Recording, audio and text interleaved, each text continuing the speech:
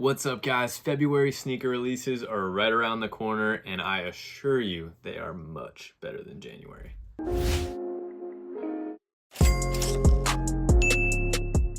January sneaker releases were so dry. I don't know what was up with that. We had like literally a full month of nothing good, nothing profitable, nothing that I even would have put on your guys' radar. But now that we got that behind us, we finally got some good releases to keep an eye out for.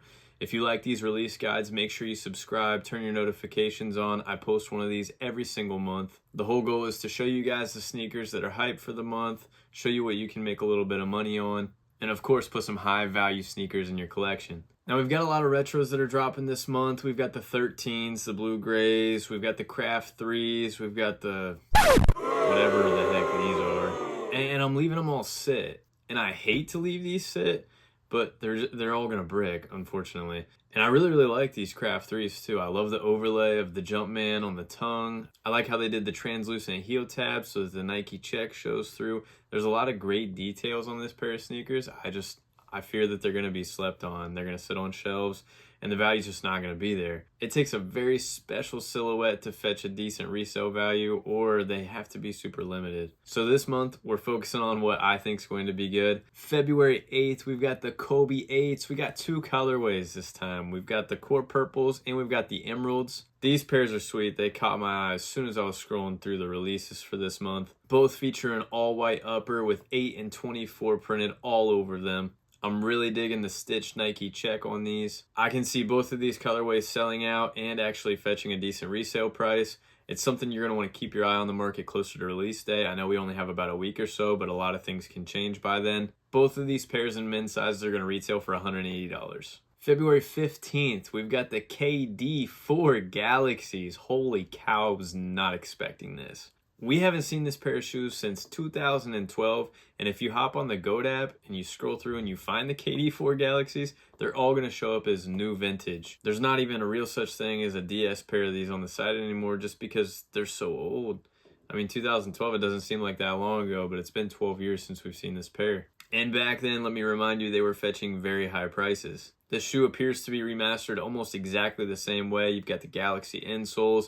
All the details look to be the same. I'm hoping these are going to be fairly limited. The retail tag's only $130. There could be some serious profits to be made on these pairs. I would say give yourself as many chances as possible to cop as many pairs as possible of these. With such a low cost to get in at $130 compared to a lot of the Jordans, which are over $200 retail, this is a pair that you definitely want to lock in. February 16th, we've got the Retro 1 High 85 Burgundy colorway. Now, last time that we saw the metallic reds, which were very similar to these, it was 2017. Now, this time we are going with a burgundy colorway instead of the red colorway. Metallic still, but they're going with the 85 upper. Those metallic reds retroed in 2017. There was a blue pair or a navy pair afterwards also. And they fetched a really nice price. Most of those pairs were mid threes, maybe even touching fours at some points. The only problem with this pair is retail is going to be $200, and ones have just struggled a lot lately. There's actually a few pair of ones that release in the month of February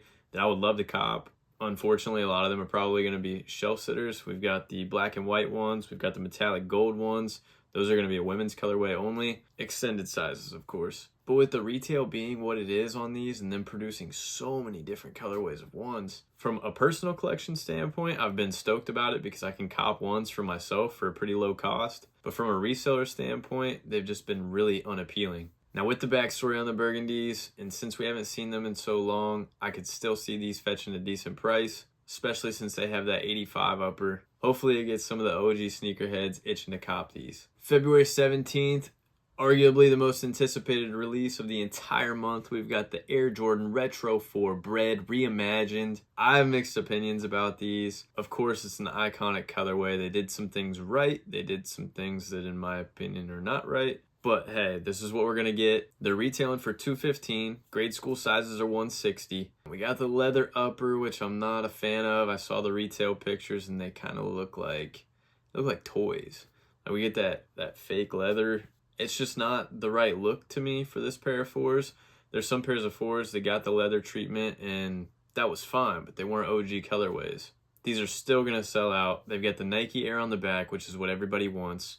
The last time we saw them with a Jumpman on the back was in 2012. Those pairs fetched, I don't know, mid threes. And again, it's been so long that those pairs are almost becoming unwearable. 2019, we saw them remaster this pair the correct way, and those pairs are fetching 500 plus. And again, those have the Nike check on the back. So obviously sneakerheads want the Nike check on the back, whether it be the threes, the fours, what have you. I definitely think there's going to be some meat on the bone to make profits on these, whether it be men's or even the grade school pairs. If you can fetch some of the larger size grade school pairs, those are going to do really well long term. Any men's size will probably be a safe cop. I would assume these are going to go out in numbers. There's going to be a decent amount of stock level of these. They shouldn't be that hard to cop in theory. Make sure you give yourself as many chances as possible. This is a pair that I wouldn't mind copping a few pairs and keeping them on ice. February 28th, I almost didn't include this pair in the release guide. After some thought, I figured it would be worth mentioning the Retro 5 Lucky Green colorway. What's up with Jordan Brand these past couple years? We've gotten